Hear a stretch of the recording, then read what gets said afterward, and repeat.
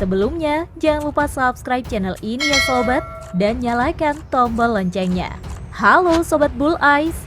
Sobat, Mi-6 adalah helikopter angkut berat yang dikembangkan di Soviet pada tahun 1950-an. NATO sendiri memberi kode Hope. Helikopter ini telah terbang perdana pada 5 Juni 1957 dan diproduksi dari tahun 1959 hingga 1980 dengan jumlah 926 unit. Sejak kemunculannya, Mi-6 telah menghebohkan dunia lantaran dianggap sebagai helikopter terbesar dan juga memiliki mesin turbin kembar pertama di dunia. Pada 30 Oktober 1957, Mi-6 masuk rekor dunia sebagai helikopter yang mampu membawa beban seberat 12.000 kg pada ketinggian sekitar 2.432 meter. Padahal kala itu helikopter masih bentuk prototipe alias taraf penyempurnaan.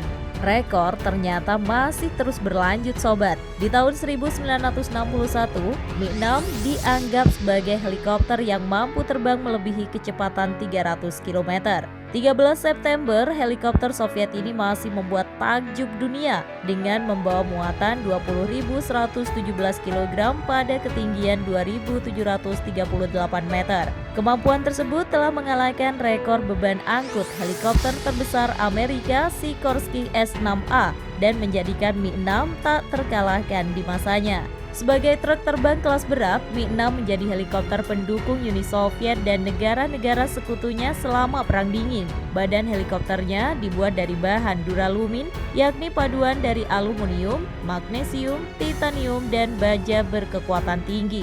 Umumnya, Mi-6 diterbangkan oleh 5 awak sobat, serta mampu membawa 65 pasukan bersenjata lengkap. Para awak terdiri dari pilot, co-pilot, navigator, ahli mesin, dan operator radio. Beberapa Mi-6 versi militer dilengkapi dengan senapan mesin berat Avanashev A12.7 kaliber 12,7 mm yang dipasang di hidung. Saat latihan militer, helikopter Soviet ini sering membawa beberapa jenis senjata sobat, seperti mobil lapis baja, kendaraan tempur ringan, hingga roket Frog 7 di atas sasis tank PT-76. Bahkan truk GAZ-52 mampu pula dimasukkan ke kabin kargo helikopter Mi-6.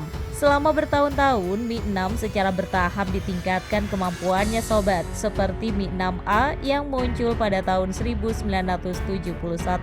Varian ini dianggap berbeda dari sebelumnya karena memiliki komponen dengan masa pemakaian yang lebih baik dan dilengkapi dengan sistem avionik baru. Selain itu, Mi-6A mampu mengangkut beban eksternal yang lebih besar sekitar 20.000 kg dan memiliki berat lepas landas maksimum 97.000 kg. Varian lainnya yakni Mi-6VKP atau Hawkbee untuk Airborne Electronic Warfare dan pos komando udara. Selain pihak militer nih sobat, Mi-6 juga digunakan oleh sipil untuk mendukung pembangunan jaringan pipa minyak dan gas ataupun pembangunan jembatan. Mi-6 telah dioperasikan lebih dari 10 negara yang berbeda seperti Cina, Mesir, Irak, Vietnam, hingga Indonesia. Di tahun 1960-an, militer Indonesia lewat AURI pernah mendatangkan sekitar 11 unit Mi-6. Beberapa sumber lain juga menyebutkan bahwa jumlahnya mencapai 6 unit. Mi-6 pertama Indonesia dilaporkan diterbangkan pada 1 Oktober 1964. Untuk mengoperasikannya, lebih dulu dibentuk skuadron persiapan helikopter Mi-6 yang nantinya berubah menjadi Skadron 8.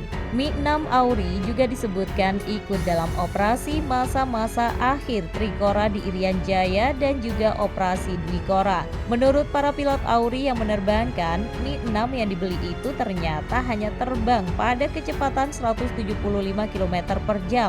Selain itu, jarak terbangnya sangat pendek karena hanya cukup untuk 2 jam saja. Namun karena dampak politik pasca peristiwa 1965 dan transisi rezim Orde Lama ke Orde Baru menyebabkan ketiadaan suku cadang, sehingga terpaksa armada Mi-6 di-grounded pada tahun 1968 serta Skadron 8 pun dibekukan di tahun 1971.